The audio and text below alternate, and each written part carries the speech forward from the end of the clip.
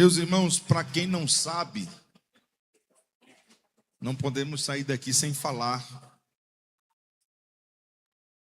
do material do pastor Elis, do pastor Elis. Ele lançou este livro, As Grandes Lições da Vida. 24 princípios espirituais para viver com propósito, sabedoria e graça. Inclusive, a ministração que nós ouvimos nesta manhã está aqui, né, pastor? Está aqui neste livro, tá vendo? Tudo que você aprendeu hoje pela manhã está aqui. São sermões que Deus tem dado ao pastor ao longo de um ministério abençoado, longínquo, e você pode adquirir e se alimentar diariamente. Você pode usar isso como o seu devocional diário. Você pegar aqui cada princípio e todas as manhãs, quando você acordar, você ler, ser edificado. Além disso, usá-lo como material para consulta, e certamente Deus te abençoará grandemente. O meu já está em casa. Sempre que posso, um devocional estou fazendo com ele. Tenho sido ricamente abençoado. Meus irmãos, eu quero trazer uma palavra. Eu quero, em primeiro lugar, antes de entrar no assunto que Deus colocou no meu coração, quero agradecer, em nome do pastor da igreja, a todos os obreiros, a todos os líderes, a todos os irmãos que atuam na liderança, quer seja em departamentos específicos, quer seja no círculo de oração, quer seja na escola bíblica dominical, e a supervisão está investindo na escola bíblica dominical, e isso é muito importante, é um dos grandes trabalhos, é um dos pilares da igreja, e este ano, permitindo Deus, estaremos investindo intensamente na EBD. Deus abençoe a todos os professores, adjuntos, todos os irmãos na liderança. É muito importante a reunião. Este trabalho, ele deve ser encarado não do ponto de vista negativo, porque criou-se uma cultura em nosso meio. Quando falamos em reunião, alguns já respondem imediatamente, pensando que reunião é um espaço de correção, de coisas ruins que serão tratadas, de erros que serão expostos, e encaram uma reunião do ponto de vista negativo. Isso é muito ruim, isso é uma visão distorcida.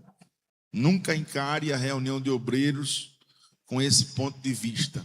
Ao contrário, a reunião é um lugar onde promove o crescimento em todos os sentidos na vida ministerial e na liderança. Na reunião, quem não participa de reunião não vai desenvolver o seu ministério, não vai aprender, não vai conseguir absorver os ensinamentos, as direções. Ficarão dúvidas no coração de alguns e certamente cometerão erros que talvez, se participassem das reuniões, não cometeriam esses erros no exercício do ministério. Então, a reunião é algo indispensável na vida ministerial.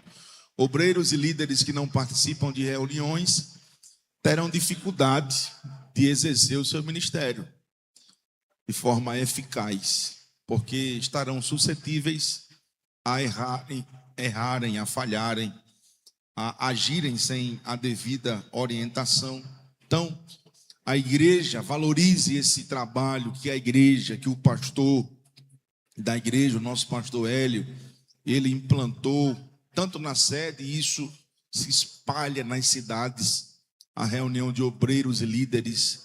Não é toda a igreja que faz esse tipo de trabalho. Não é toda a igreja que tem reuniões mensais com os seus líderes e obreiros e investe no ensino, e investe na formação no preparo do obreiro, para que ele seja usado como uma flecha na mão do valente. Então, nós temos que agradecer a Deus pelo privilégio de podermos servir ao Senhor e, além de servir, trabalhar na obra do Senhor em uma igreja que investe na formação e no preparo dos seus líderes e dos seus obreiros. É muito bom estarmos aqui, é muito bom estarmos juntos, é muito bom termos esse momento de interação, de comunhão. Isso só promove o nosso crescimento ministerial, espiritual, e te capacitará para que você cumpra o seu chamado, aquilo que Deus te confiou. Só quem é grato a Deus pela oportunidade, levante a sua mão e dê glória para o Senhor Jesus. Deus abençoe. Sou muito grato a Deus por tudo. Meus irmãos, vamos à palavra de Deus. Quero convidá-los para abrirem as suas Bíblias em Provérbios capítulo 17, versículo 3. Provérbios capítulo 17, versículo 3. Eu estava há algumas semanas atrás, eu fui para o trabalho onde os irmãos na congregação das rendeiras fizeram oração pelo presbítero Abenaildo, pela passagem do seu aniversário.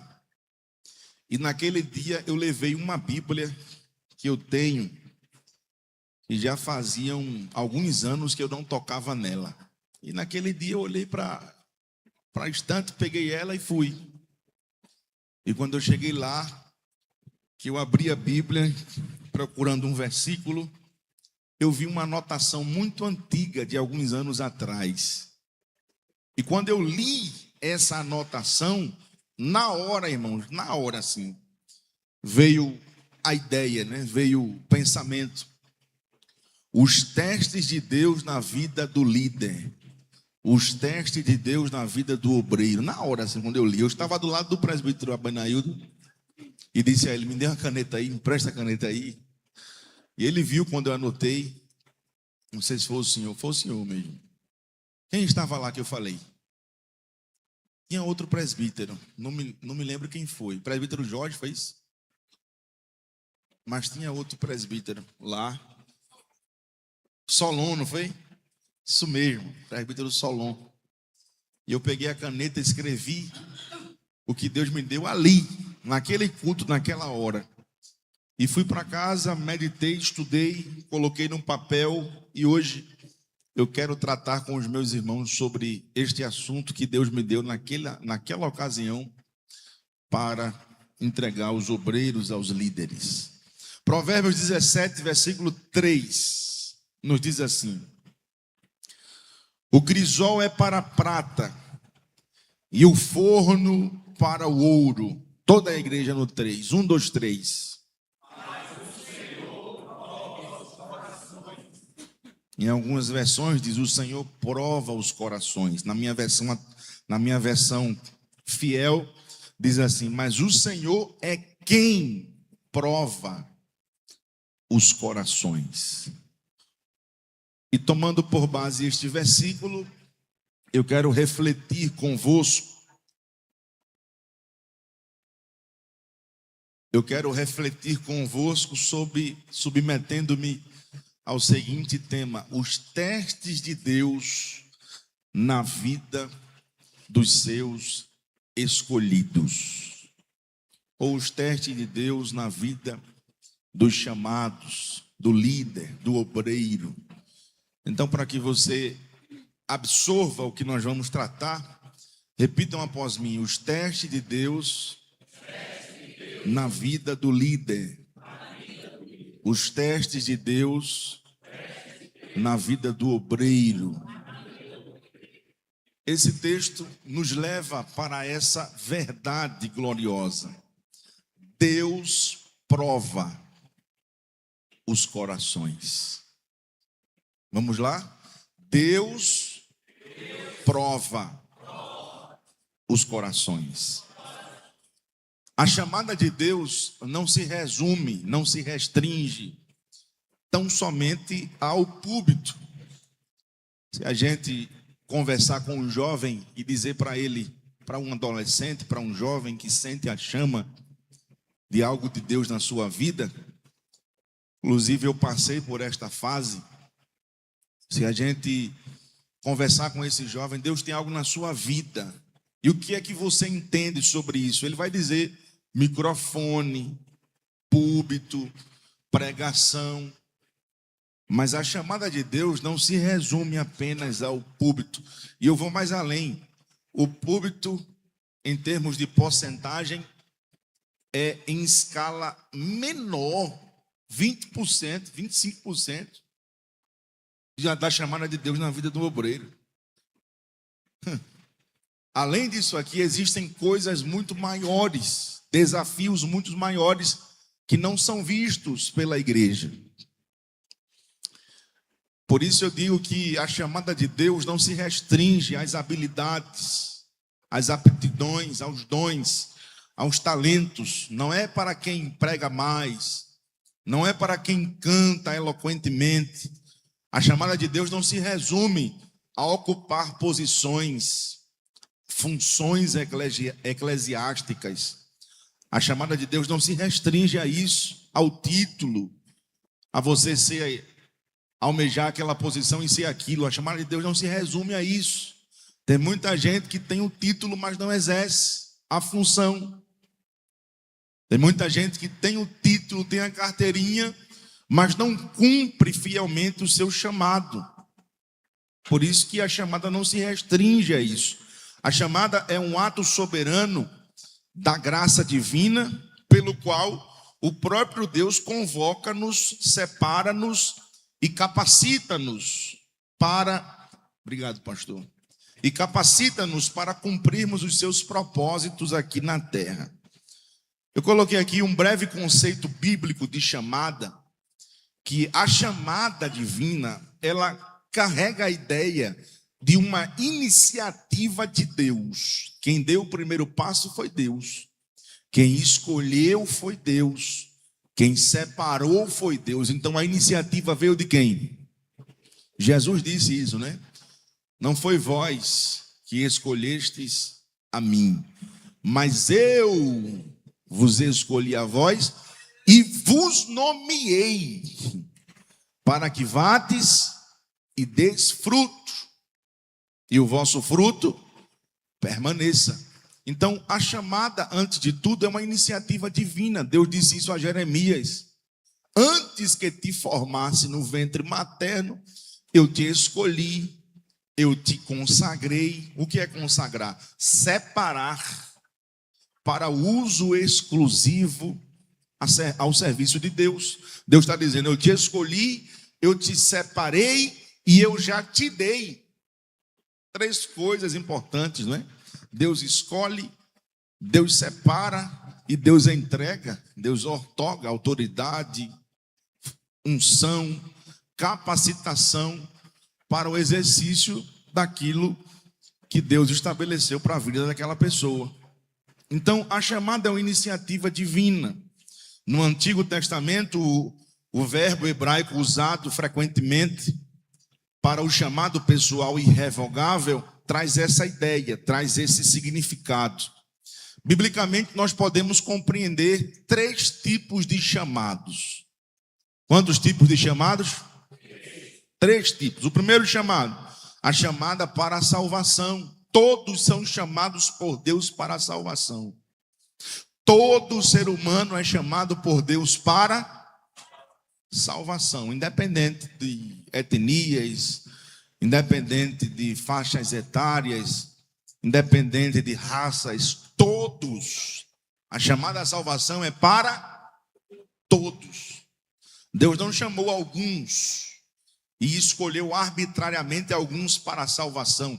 Deus escolheu e chamou a todos. Existe um grupo aí que combate isso, né? Mas Paulo diz no Areópago, capítulo 17, versículo 30 de Atos, que Deus não leva em conta o tempo da ignorância, mas anuncia a todos os homens que se arrependam. Como é que é para alguns? Escrevendo a Timóteo, Paulo diz que Deus quer que todos venham ao pleno conhecimento da verdade, todos. E escrevendo a Tito, no capítulo 2, versículo 11, Paulo diz que a graça de Deus se ha manifestado, trazendo salvação a todos os homens. Então, a chamada à salvação é para... Jesus disse, Mateus capítulo 11, versículo 28, vinde a mim todos os que estáis cansados e oprimidos, e eu vos aliviarei. Isto é, essa chamada à salvação, ela é universal, ela é dirigida aos pecadores. Aqui, nessa chamada, nós temos o início de toda a jornada cristã. Então, na chamada à salvação, nós temos o início da jornada cristã. Por que isso? Porque ninguém pode falar de ministério sem antes atender o chamado da salvação. Ninguém pode exercer ministério sem antes atender primeiro a chamada à salvação. Aqui é o passo inicial. Quem está me entendendo, diga amém. Passou pela chamada à salvação. Em segundo lugar, a Bíblia diz que nós somos chamados para a santificação.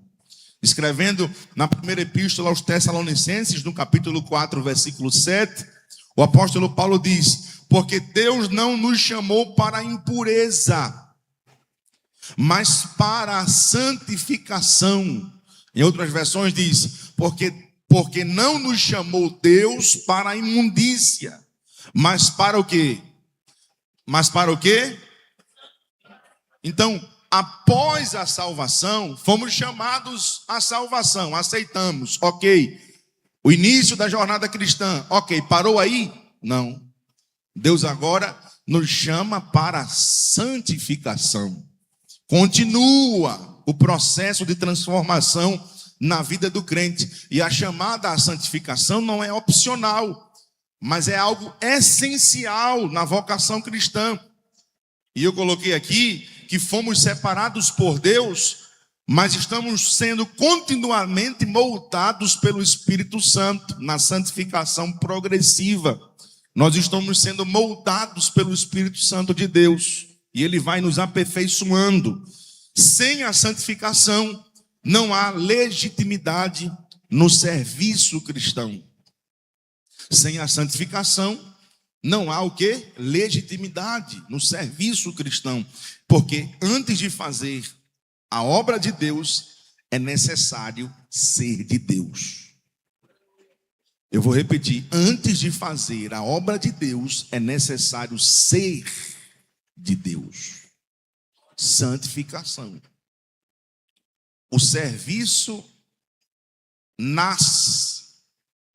Quando somos de Deus, quando estamos em Deus, aí vem, flui o serviço. Não adianta fazer sem ser. Tem que ser para fazer. Quem está me entendendo? Chamados para a salvação, chamados para a santificação e, em terceiro lugar, a chamada para o ministério, a chamada para a liderança. E aqui nós vemos em Marcos capítulo 3, versículo 13, quando Jesus escolheu dentre os seus discípulos 12 homens. Veja o que diz o texto. E subiu ao monte e chamou para si os que ele quis, e vieram a ele. Isto é, dentre os salvos, Deus chamou a salvação, Deus chamou para a santificação, e dentre os salvos, Deus escolhe alguns homens, mulheres, para fazer uma obra específica. Aí Paulo diz lá em Efésios capítulo 4, alguns dons ministeriais. Uns deu a apóstolos, outros a pastores. Todos são pastores? Todos são pastores? E por que é que obrigatoriamente todo obreiro tem que ser pastor? Uns deu a apóstolos, outros a pastores, outros a evangelistas. Mas existe uma competição. Se eu sou auxiliar, eu tenho que ser diácono. Se eu sou diácono, eu tenho que ser presbítero. Se eu sou presbítero, eu tenho que ser evangelista. Se eu sou evangelista, eu tenho que ser pastor. Mas você tem a chamada? Você tem um dom? A igreja, como diz o pastor Hélio, a igreja pode te dar, o pastor pode te dar uma credencial, mas o pastor não te dá o dom. Tem muita gente que tem a credencial, mas não tem o dom, não tem a chamada, não tem a vocação. Então, em primeiro lugar, nós temos que descobrir o que Deus tem para nós. Qual é a chamada de Deus na minha vida? Os irmãos estão entendendo? Então, isso aqui fala, a chamada para o ministério, para a liderança, fala de uma chamada específica, direcionada para aqueles que já foram alcançados pela graça e estão em processo de santificação. O texto diz: Jesus chama os que ele quis. Isso é duro, né, irmãos? Para alguns, mas é uma verdade bíblica. Ele chama quem ele quis. Está aí, evidenciando aqui a soberania divina na escolha dos seus servos para determinadas funções. E ainda tem alguns que dizem assim: mas aquele irmão para aquela função, aquela irmã para aquela função, se foi ele que quis, se foi ele quem escolheu, se foi ele quem chamou, ele chama os que ele quer. Isso é a soberania divina. Mas entendendo a questão dos tipos de chamadas, nós vamos aqui agora entrar na questão de quais são as finalidades dos testes de Deus. Deus testa os corações, sim ou não, irmãos? E tem gente que diz assim: mas eu já passei por tanto teste. Eu vivia dentro de um contexto que todo dia era dia de teste, pastor. Os obreiros também vieram de lá, né? Nós éramos testados no falar, nós éramos testados no comportamento, nós éramos testados no púlpito, nós éramos testados na pregação, era testado. Olha, todo dia tem gente que enlouqueceu por conta dos testes. Era tanto crivo, era tanta peneira, tanto teste. Sim ou não, irmãos? Mas existem. Deus, ele testa os corações. E quais são as finalidades de Deus? Por que dos testes de Deus? E a Bíblia nos mostra, no texto que lemos, do capítulo 17, versículo 3, que Deus, ele testa para revelar os segredos do coração. Eu vou repetir. Deus, ele testa para revelar o quê? Os segredos do coração. Todos aqueles a quem Deus chama, ele também submete a processos. Todos aqueles a quem Deus chama, Deus, ele submete a testes para revelar os segredos dos corações. E tem alguns que entendem, que não compreendem a finalidade dos testes de Deus na minha vida, na sua vida, e alguns levam para o campo da incompreensão, para o campo da murmuração. Porque eu estou passando por isso? Isso é coisa de homem. Quem já ouviu isso? Não, isso não é a vontade de Deus, não. Isso é a vontade do homem. Eu já ouvi isso e muito na minha trajetória. Só que isso é um olhar carnal. Porque quem é espiritual também considera. E se Deus estiver testando? E se for uma ação divina? Se for Deus que esteja tirando o coração de alguém, o nome de alguém do coração do pastor, você sabe que Deus é capaz de fazer isso? De tirar o seu nome do coração de um líder? Não é para puni-lo, não é para excluí-lo, é para prepará-lo, é para prová-lo, testá-lo, é para investir mais naquele obreiro, para que ele tenha mais estrutura, para que ele corrija algumas coisas que estão fora do lugar. Deus pode fazer isso. E aí tem um texto que diz assim, veja comigo Deuteronômio capítulo 8, versículo 2. Deuteronômio capítulo 8, versículo 2. Veja o que Deus faz. Esse texto é glorioso. Os que encontraram, digam amém. E te lembrarás de todo o caminho pelo qual o Senhor teu Deus te guiou no deserto estes 40 anos. Aí Deus mostra por que Deus guiou o povo 40 anos no deserto. Eles estavam andando em círculo no deserto, sim ou não? E Deus ficou em círculo, um caminho que eles poderiam ter chegado ao objetivo há muito tempo, mas Deus ficou andando com eles no deserto. Quantos anos? Aí Deus mostra por quê. Para te humilhar, para te tentar. Essa palavra tentar aí pode ser traduzida como provar. Para te testar, para te provar, para saber o que estava no teu coração. Está vendo, irmãos? A primeira finalidade dos testes de Deus para revelar os segredos do nosso coração. Pastor, como assim? Deus não conhece? Sim, Deus conhece. Os testes de Deus não é para ele ter conhecimento, porque ele é onisciente, sabe de tudo. É para nós mesmos sabermos o que existe ainda lá no profundo do nosso coração que precisa ser mudado. E existem coisas do nosso coração que estão submersas, que estão ocultas e que só sobem à superfície através dos testes, através da prova. Aí você conhece o coração. Aí vem para fora todas as reações. É por isso que a primeira finalidade dos testes de Deus é para revelar os segredos dos nossos corações. Talvez tem coisas que a gente nem sabe.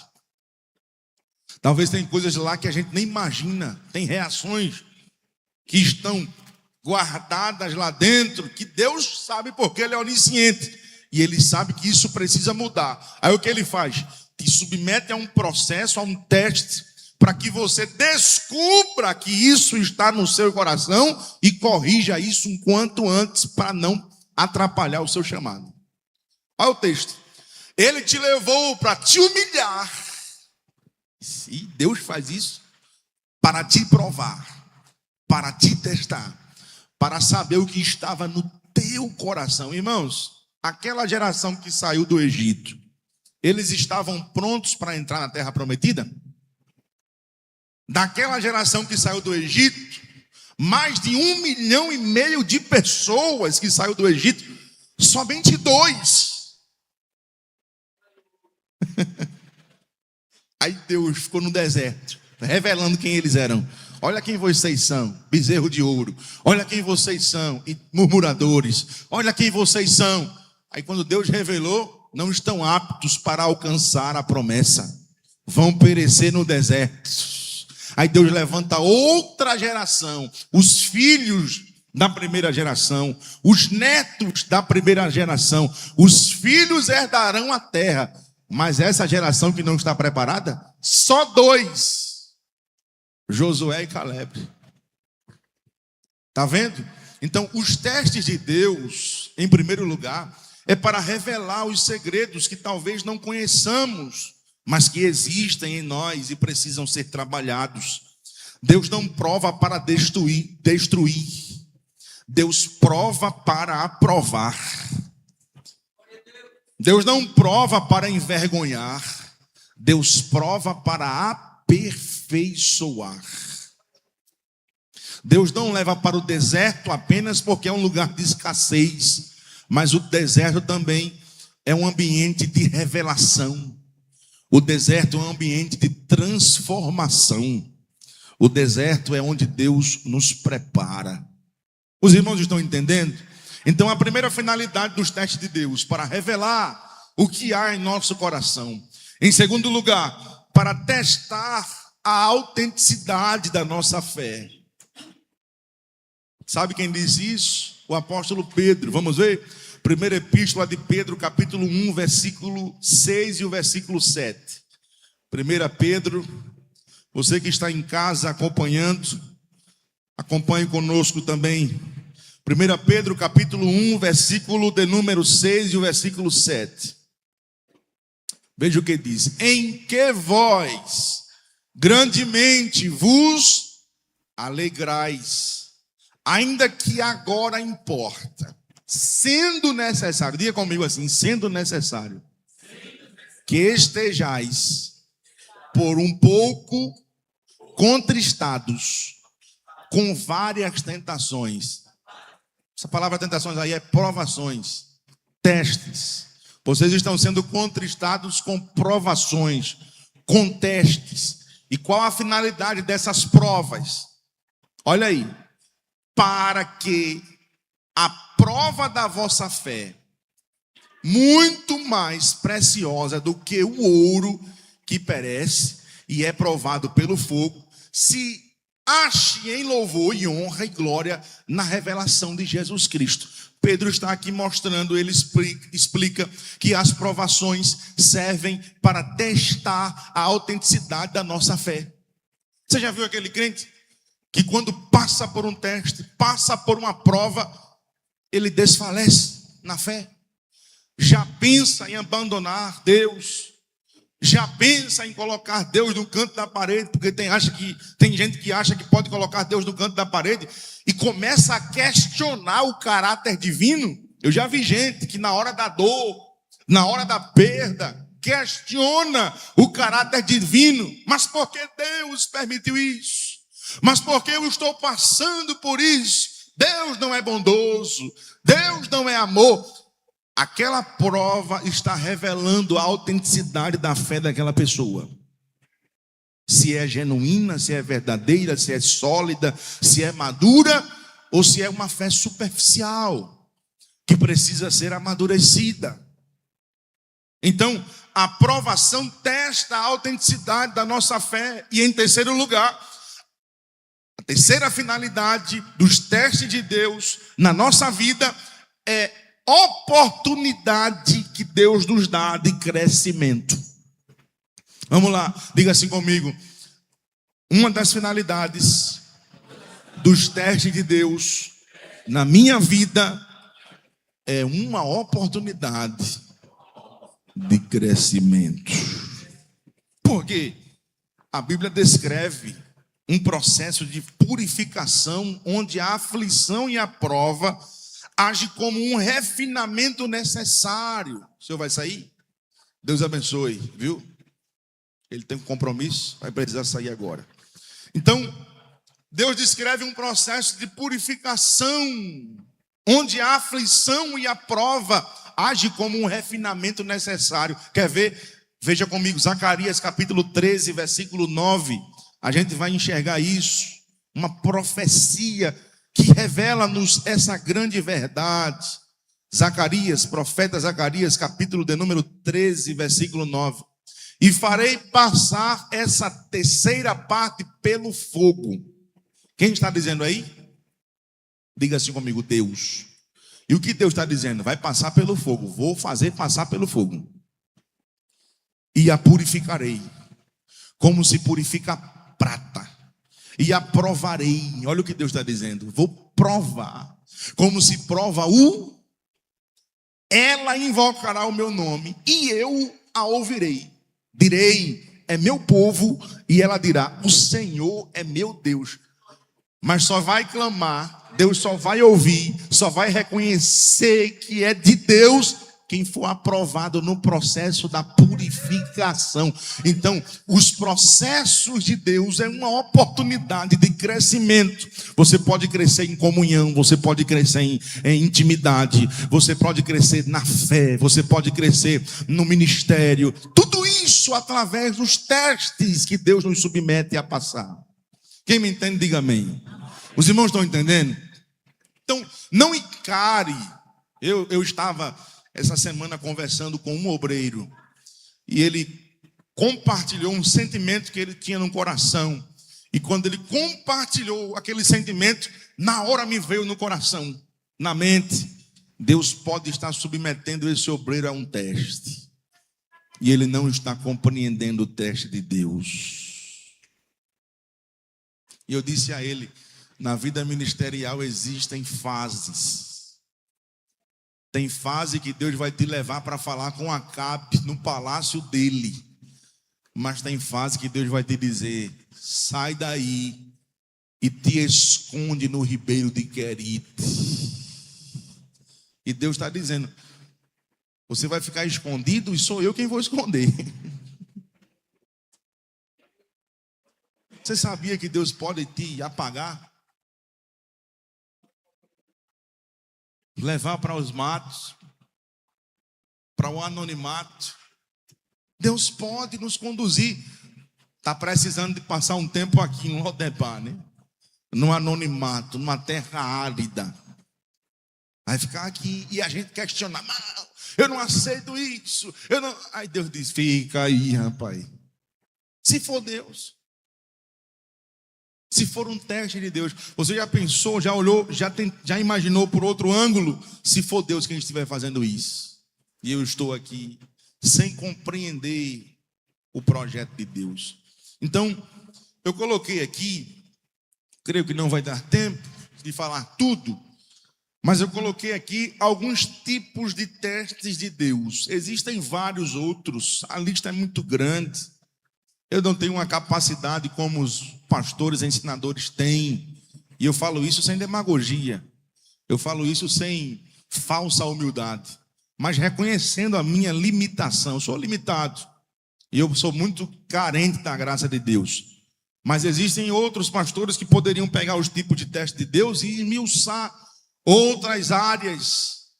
Mas eu gostaria de pontuar aqui alguns testes que são necessários, que são importantes, que todos aqueles que foram chamados por Deus inevitavelmente terão que passar por esses testes. Em algum momento, em alguma hora no exercício do seu chamado, em algum momento no exercício do seu ministério, Deus pode te submeter a esses testes. Eu vou citar aqui alguns personagens que viveram essa realidade espiritual, passaram pelos testes de Deus, grandes homens de Deus que foram moldados por meio de provas, de testes. E eu coloquei aqui a vida de Abraão como um exemplo verdadeiro. A vida de Abraão, na verdade, é um laboratório espiritual, porque Abraão enfrentou diferentes tipos de testes divinos. Nós vamos ver aqui pelo menos alguns. Em primeiro lugar, o teste da renúncia. Diga assim comigo: renúncia. Capítulo 12, versículo 1. Abra sua Bíblia. Nós estamos em uma reunião de obreiros, então vamos aprender. Já tivemos a primeira porção poderosa e vamos aprender agora com a palavra também. Gênesis capítulo 2, capítulo 12, versículo 1 em diante. Ora, o Senhor disse a Abrão: sai-te da tua terra, da tua parentela, da casa de teu pai, para uma terra que eu... Que teste é esse aqui? Renúncia. Diga assim comigo: renúncia. O chamado de Abrão, nós compreendemos que não inicia aqui. Mas esse texto não nos revela que Deus exige de Abrão uma renúncia total. Corta os laços, deixa a tua terra, casa de teu pai. Esse texto revela algo poderoso, porque o verbo sair, sai, carrega a ideia de ruptura. É uma ruptura decisiva. Renuncia, deixa. Por que eu digo que não começa aqui? Porque no capítulo 11, se você observar o capítulo 11, no capítulo 12, Abraão ele já está, segundo o versículo 4, o versículo 5, aliás, do capítulo 12, esse texto, capítulo 12, versículo 5, nos mostra que Abraão ele estava morando em Harã. Está aí no texto. Olha. E toda a sua fazenda que haviam adquirido e as almas que lhe acrescentaram em Harã. Diga assim comigo: Harã. Então, no capítulo 12, Abraão está onde? Harã. Ele já não estava mais em Ur dos Caldeus. Por isso que eu entendo que o chamado não começou aqui. Segundo o capítulo 11, versículo de número 29 em diante, versículo 28 em diante, onde fala aqui um pouco da biografia de Abrão. A Bíblia diz que Terá, pai de Abraão, está aí, ó, e morreu Harã que era o irmão de Abraão. Esse Harã aí era o pai de Ló. Quando ele morreu, estando seu pai, Terá, ainda vivo na terra do seu nascimento. Onde era a terra do seu nascimento? Ur dos Caldeus, versículo 29. O que é que aconteceu? E tomaram Abrão e Naor mulheres para si. Versículo 30. A ganharmos tempo. E Sarai foi estéril e não tinha filhos. 31. E tomou Terá a Abrão seu filho, e a Ló, filho de Harã, filho de seu filho, e a Sarai, sua nora, mulher de seu filho Abrão, e saiu com eles de Ur dos Caldeus para ir para onde, irmãos? Ou seja, eles saíram de Ur dos Caldeus. Quem está escrevendo aí é Moisés. Então Moisés já sabia o destino final. Por isso que ele colocou aí, para ir em direção à terra de Canaã. Mas quando Abrão saiu com Terá de Ur dos Caldeus, ele saiu pela fé. Deus disse para ele: sai pela fé, que eu vou te mostrar a terra. Não foi assim que aconteceu? Deus não revelou para ele o destino. Deus disse: vai pela fé que eu vou te revelar o caminho. Só que Moisés já sabia o destino. Aí ele colocou aí, em direção à terra de Canaã.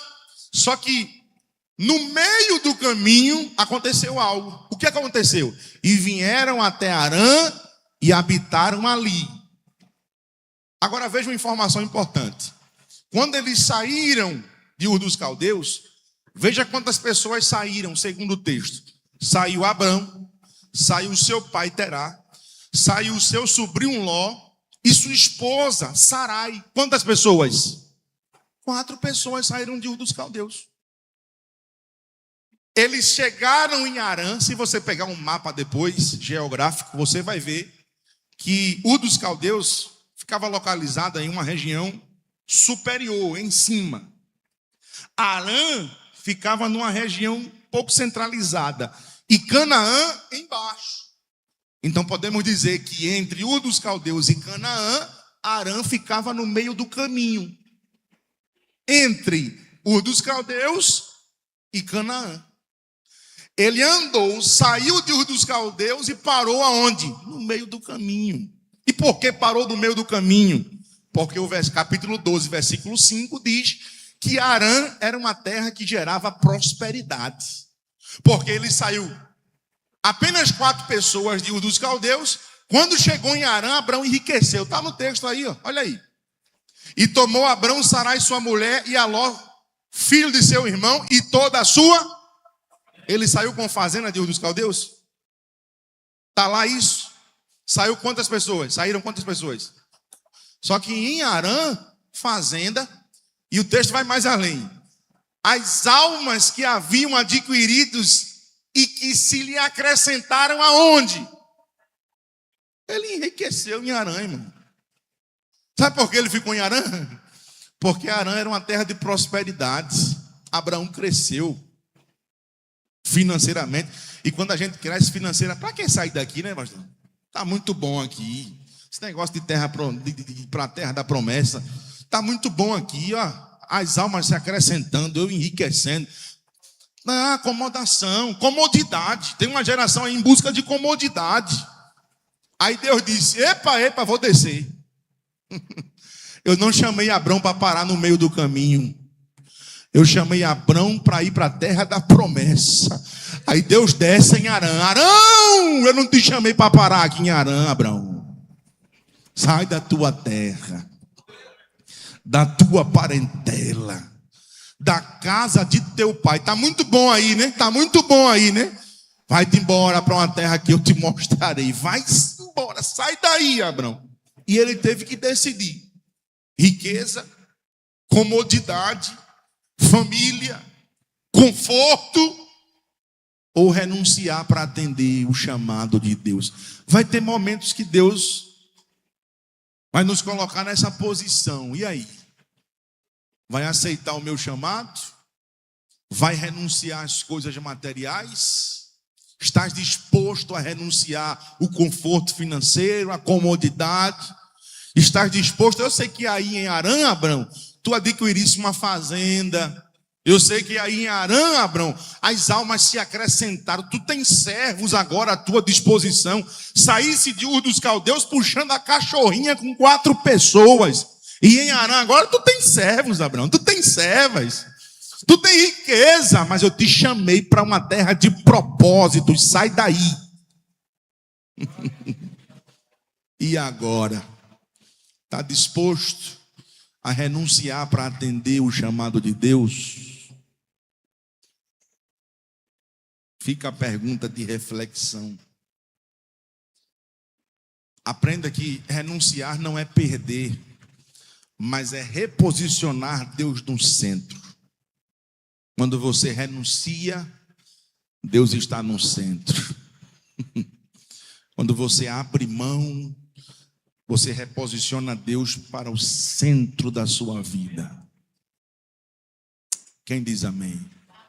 Os grandes homens de Deus tiveram que renunciar para atender aquilo que Deus tinha na vida deles. E às vezes, para o avanço espiritual, Deus exige abandonarmos uma zona de conforto, família, amizades, dinheiro, condição, tudo aquilo que nos dá sustentabilidade. Às vezes Deus pode te...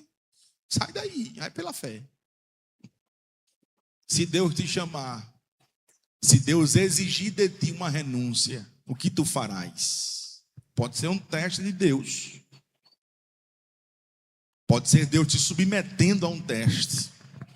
Mas eu creio que aqui tem uma geração de líderes e obreiros que estão dispostos a renunciarem por amor à chamada de Deus. Só os que têm. Levante a sua mão e dê uma glória para o Senhor Jesus. Teste da renúncia. Segundo lugar, na vida de Abraão também eu vejo o teste da obediência completa. Diga assim comigo, obediência completa.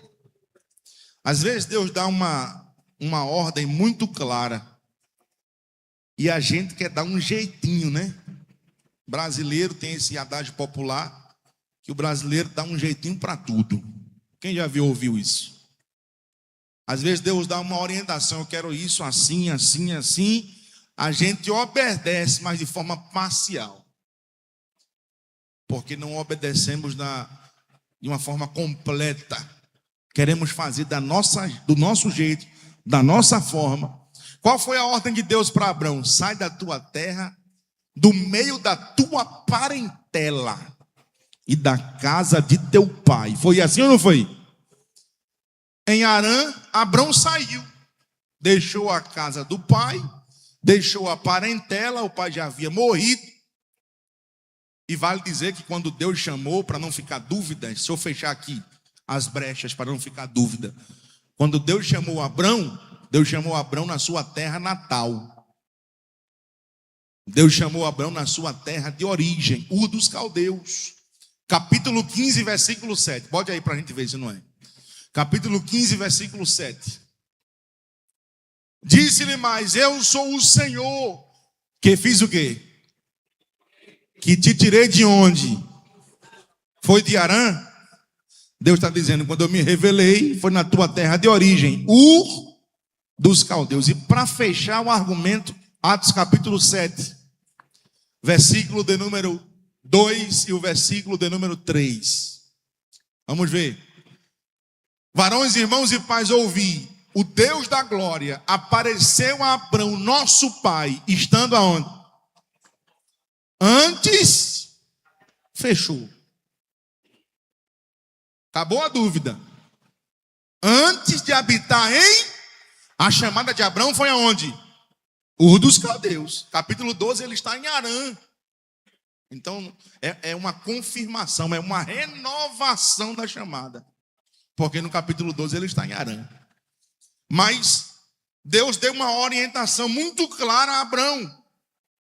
Obediência, deixa todos os vínculos. Aí, em Gênesis capítulo 12, versículo 5, ele obedece de forma parcial. Por quê?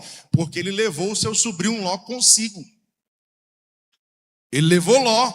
E Deus disse para ele, sai, corta os vínculos. E ele leva a Ló. Por quê?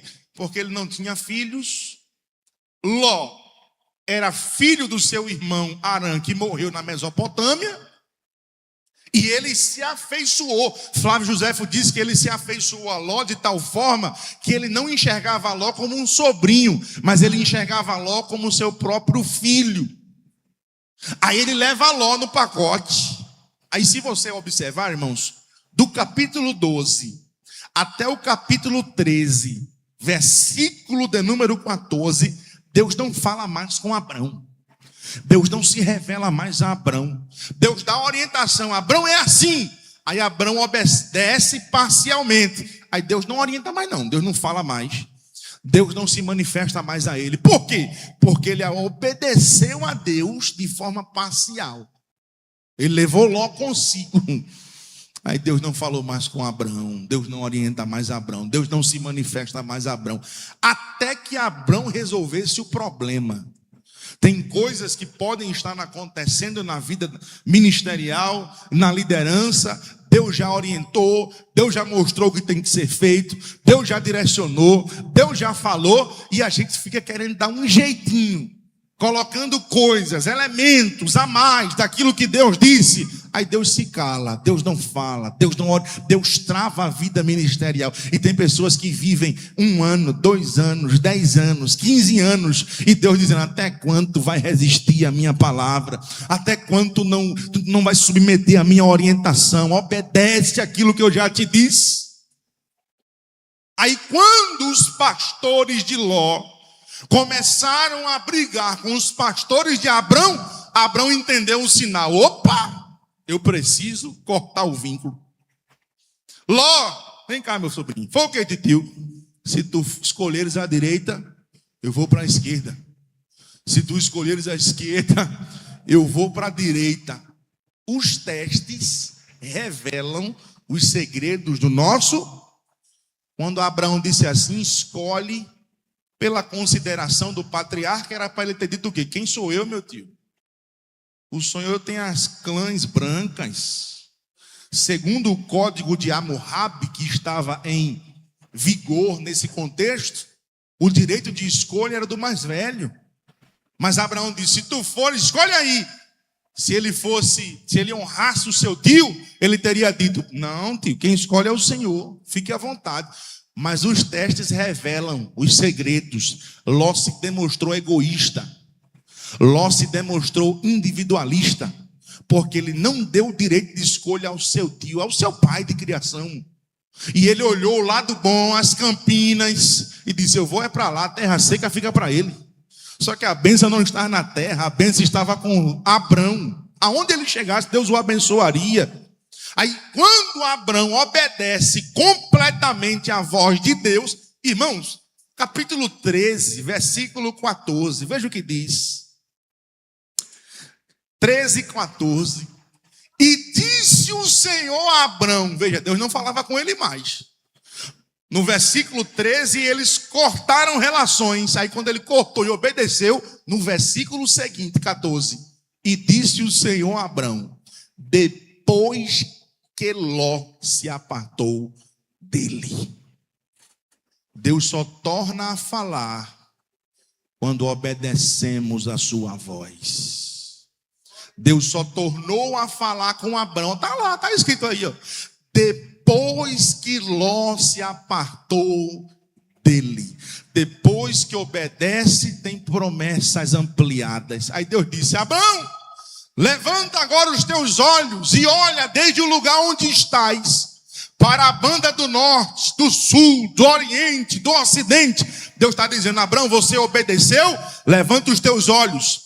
Aonde a tua visão puder contemplar, olha para o norte, olha para o sul, olha para o ocidente, para aonde você conseguir enxergar, Abrão, eu te darei essa terra. Depois que ele se apartou de Ló, depois que ele obedeceu. Depois que obedecer, tem renovação de promessa. Depois que obedecer, tem cumprimento de promessa. Depois de obedecer, tem a bênção de Deus. O teste da obediência. Abraão enfrentou essa realidade. Abraão também enfrentou o teste da prioridade. Deus testou o coração de Abraão no capítulo 22, versículo 1 e 2 do Gênesis. Prioridade. É uma coisa, irmãos, que Nós devemos pontuar isso aqui. Tem muita gente que não tem Deus mais como prioridade. Tem muita gente que já não tem mais as coisas sagradas como prioridade. E Deus pode testar a tua prioridade. Onde está a tua prioridade? Na tua casa, na tua família, nos teus negócios, na tua vida social. Onde está a tua prioridade? Deus testou Abrão, depois que ele recebeu a promessa, depois que ele recebeu Isaac. Aí está aí, ó. E disse: toma agora o teu filho, o teu único Isaac. Deus é específico. Porque se Deus tivesse dito: toma agora o teu filho e vai-te à terra de Moriá, sabe o que teria acontecido? Abrão teria batido a Arábia todinha atrás de Ismael para oferecer Ismael. Mas Deus disse: eu não quero Ismael, eu quero testar a tua prioridade. E eu sei que tu amas Isaac. E eu quero o bem mais precioso que tu possui. Eu quero testar o teu coração. Oferece ele ali em holocausto, em uma das montanhas que eu te direi. É Deus dizendo: vamos ver agora quem é mais importante. Olha, irmãos, esse é um dos testes mais intensos que nós temos nas Escrituras Sagradas. Deus não queria Isaac. Deus queria o coração de Abrão. Onde está o nosso coração? Onde está a nossa prioridade? Fica essa pergunta para a nossa reflexão nesta manhã. Esse texto revela que Deus testa aquilo que mais valorizamos. A prioridade do nosso coração define a qualidade da nossa fé. E Deus testou a prioridade. Deus frequentemente pode testar a nossa prioridade. Tem gente que coloca a família acima de tudo. Tem gente que coloca os filhos acima de tudo. Tem gente que coloca os filhos acima de Deus. E coloca isso como uma prioridade suprema. E Deus pode testar a tua prioridade. Tem gente que coloca os bens. Tem gente que idolatra um carro. Eu já vi pessoas. Alguém da minha família, o pai e ele tinham um carro muito idênticos. E os dois carros eram novos. Aí essa pessoa era o filho. Na folga dele, ele passava o dia todo, pastor. 7 da manhã ele se levantava e ficava até 7 da noite lavando o carro. Ele passava pincel em todos os lugares do carro. O carro era impecável, irmão. Impecável. Aí uma vez nós estávamos programados para sair, fazer um passeio em família à noite. E ele passou o dia organizando o carro, vamos sair. Quando deu 5 horas, ficou nublado o céu, começou a chover. Ele disse: vou sair nada, guardou o carro, colocou a capa, pegou o carro do pai e saiu. Uma coisa que parece tão simples, mas aquilo é um ídolo. Acaba se tornando um ídolo. A gente comete idolatria em coisas. Tem gente que acha que idolatria só é com imagens, com imagem de escultura. Não. Se a gente colocar as nossas prioridades em coisas acima de Deus, idolatria. Filhos pode ser um ídolo. Se estiver acima de Deus, torna-se um ídolo. Bens materiais pode ser um ídolo. Se estiver acima de Deus, se torna um ídolo. E Deus pode testar a minha e a sua prioridade. Quem me entende, diga amém. Deus também pode nos testar no quesito fidelidade. Fidelidade. Paulo disse em 1 Coríntios capítulo 4, versículo 1 e o versículo 2. Vamos ler 1 Coríntios capítulo 4, versículo 1 e o versículo 2. 1 Coríntios, capítulo 4.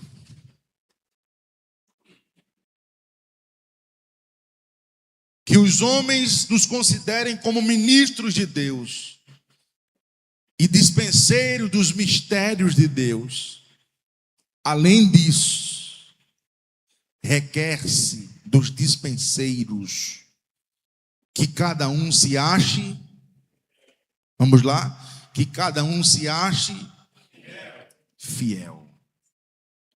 Teste da fidelidade. Isso aqui é muito importante. Preste bem atenção. Essa palavra fidelidade, uma pequena definição, tanto do hebraico como do grego pistes, ambas significam certeza, convicção, lealdade, confiabilidade. Dentre tantas e muitas virtudes que qualificam o obreiro como homem de Deus, dentre tantas e muitas virtudes que qualificam uma mulher como uma mulher de Deus, a fidelidade é uma das mais importantes. E nós vamos ver isso aqui, porque a fidelidade é algo que Deus exige. Diga assim comigo, a fidelidade é algo que Deus exige de cada um de nós. E é uma das virtudes que está conectada na relação de exigência para o ingresso da liderança. Vai ingressar alguém na liderança? Essa pessoa é fiel. Vai ingressar alguém no ministério? Essa pessoa destaca-se no quesito fidelidade. Porque a Bíblia diz, um texto que lemos, Deus disse, requer-se que nos dispenseiros que cada um se ache o quê? Fiel. Como assim, pastor? Liderança, homens e mulheres? Sim. Paulo escrevendo. 1 Timóteo capítulo 3, versículo 11. Veja o que diz. 1 Timóteo capítulo 3, versículo 11. Da mesma sorte, o quê? Vamos lá? Da mesma sorte as mulheres sejam honestas, não maldizentes, sóbrias. Completa aí agora. Então, é uma das virtudes indispensáveis na liderança. Tanto na questão ministerial, como na questão da liderança. As mulheres que lideram os departamentos, ciclo de oração, grupos de louvor. Uma virtude indispensável é a fidelidade. Paulo, escrevendo a segunda epístola a Timóteo, capítulo 2, versículo 2, ele diz, e o que de mim, entre muitas testemunhas, ouviste, confia-o a homens fiéis. Fidelidade. Aí Paulo diz que sejam idôneos também para ensinarem a outros. E a gente se pergunta, por que é que Deus dá tanta ênfase a essa qualidade, a essa virtude? Porque devemos ser fiéis no ministério. Em primeiro lugar, porque Deus conta conosco. Deus conta com você. Deus conta com você. Deus conta com os chamados. Deus não depende de nós. Tem gente que acha que se eu sair do grupo, o grupo vai cair. Se eu sair da congregação, não tem outro para me substituir. Irmãos, tira esse pensamento da cabeça. Se eu sair daqui hoje, amanhã Deus levanta outro melhor do que eu. Se eu deixar o grupo hoje, amanhã Deus levanta outro melhor do que eu para fazer a obra. Deus não depende de nós, Deus não depende de ninguém. Deus conta conosco. E Paulo diz em 1 Timóteo capítulo 1, versículo 12, ele diz, e dou graças ao que me tem confortado a Cristo Jesus, Senhor nosso, porque me teve por fiel, pondo-me no ministério. Isso significa que só somos uma opção de Deus para este tempo. Deus te escolheu para este tempo. Deus te chamou para este tempo. Deus confiou essa chamada que você tem. Você ingressou no ministério. Hoje você é um cooperador. Hoje você é um auxiliar. Hoje você é um diácono. Hoje você é um presbítero, um evangelista, um pastor. As irmãs estão trabalhando no círculo de oração, nos grupos. Isso é um privilégio, porque Deus conta conosco e Deus investiu em você. Deus investiu em mim. Agora, Deus exige fidelidade. Em segundo lugar, porque os fiéis nunca são maioria. Você já percebeu? Os fiéis não são maioria. Se você olhar a maioria, infiéis. Isso está escrito, Salmo 12, verso 1. Vamos ver? Salmo 12, verso 1. Eu gosto de fundamentar o que eu digo, então vamos ler. Salmo 12, verso 1. O que é que diz? Coloque aí, projete aí.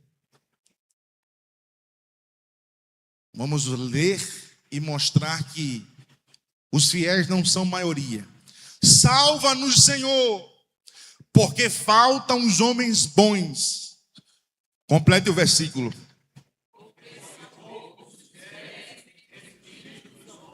Os fiéis são maioria? São a minoria.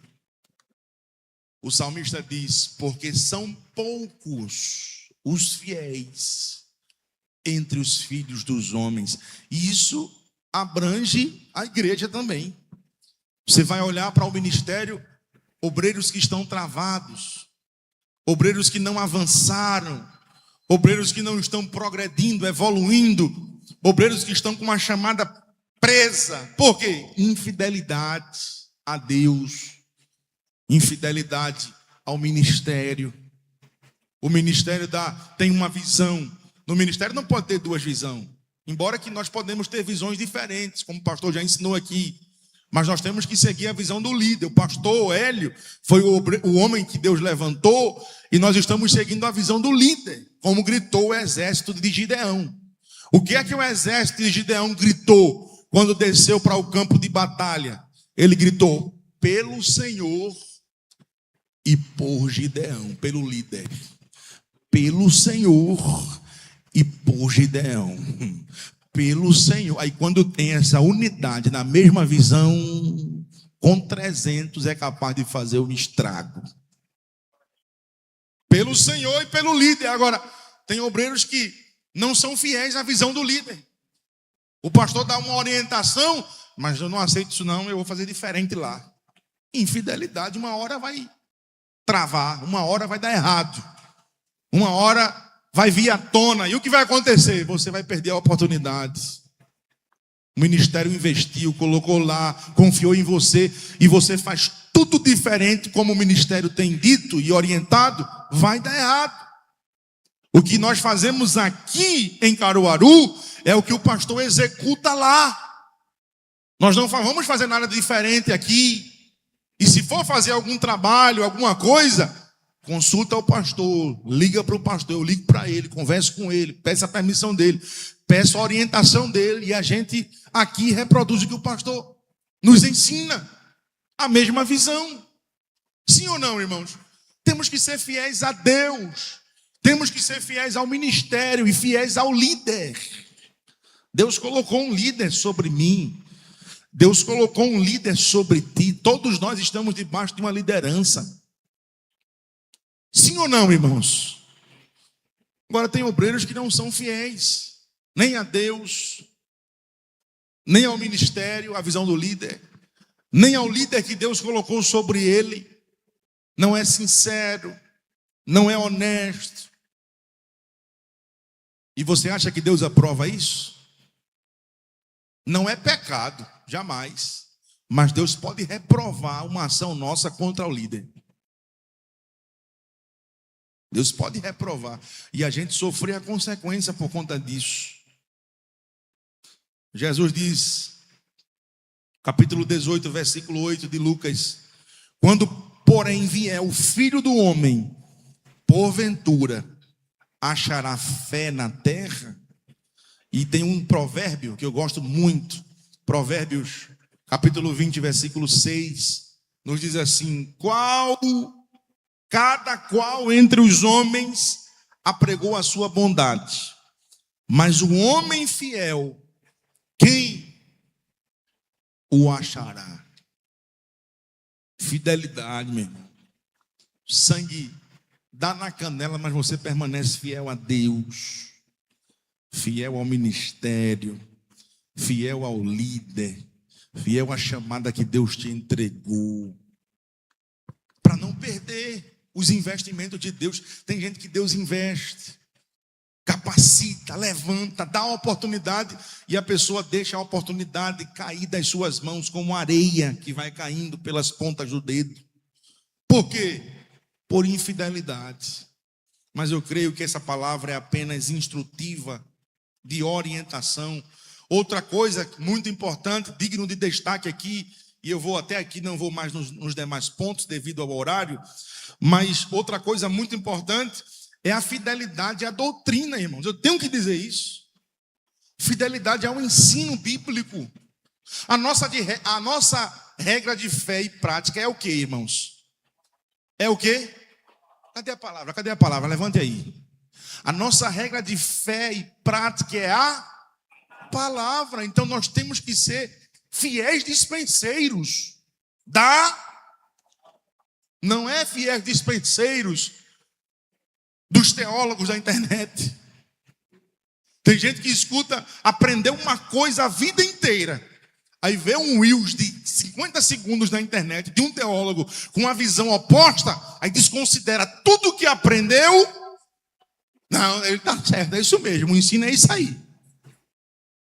E fala sem fundamentação, fala sem conhecimento, é infiel à doutrina. Como vai ser um fiel dispenseiro da palavra? Você acha que Deus vai aprovar isso? E outra coisa, é ser fiel à doutrina num todo, viu? Porque tem gente que concorda com umas coisas e discorda de outras. Não, isso aqui eu concordo. Mas isso aqui a palavra deixa de lado. Não, eu não concordo com isso não. Irmão, é isso. No ministério da liderança, Gênesis capítulo 14, versículo 20, Abraão pagou o dízimo. Então a gente vê que está antes. Eu quero dizer que, para alguns que ainda têm dúvida, que o dízimo não é uma invenção da igreja. O dízimo não é dar dinheiro à igreja. O dízimo é um ato espiritual de adoração a Deus. Você sabia disso? Que o dízimo é um dos meios de adoração. Olha, irmãos, nós temos vários. Isso aqui fica até para os obreiros ensinar depois. Existem vários meios de adoração. Você pode adorar a Deus através dos louvores. Você adora a Deus com a sua vida. Você adora a Deus cercando a mesa da ceia. Você adora a Deus nas contribuições, nos dízimos, na fidelidade ao dízimo. Aí eu lhe pergunto, como é que um líder, como é que um obreiro que está liderando, que está ensinando a palavra, ele mesmo não é fiel? Deus vai aprovar isso? Talvez, meu irmão, o pastor não sabe. Eu não sei quem é dizimista, quem não é aqui. Eu não sei. É o particular, é você e Deus. Mas talvez o que esteja acontecendo na tua vida, Deus está dizendo, alguma coisa precisa ser corrigida. E um dos pontos é a questão disso aqui, a fidelidade à doutrina, irmãos. O dízimo não é opcional, é mandamento, não é oferta, é dívida.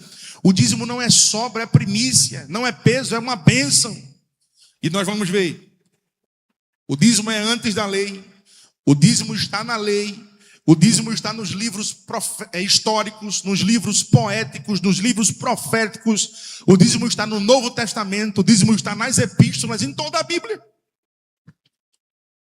E como não é uma doutrina bíblica, se está de Gênesis e Apocalipse? Me diga aí.